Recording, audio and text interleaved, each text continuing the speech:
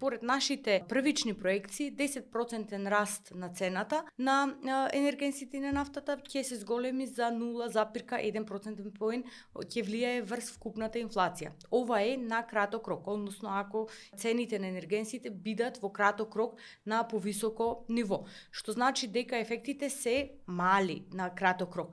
Меѓутоа не значи дека на долг рок истите не би биле позначителни, што тоа го покажуваат и сценаријата за кои би дискутирале подоцна.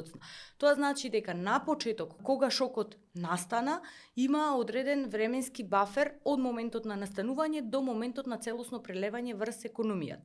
Тоа значи од тој аспект мерките не беа закаснети. Се делуваше во рамки на оној бафер кој што владата го имаше за да делува на намалување и амортизирање на овој шок.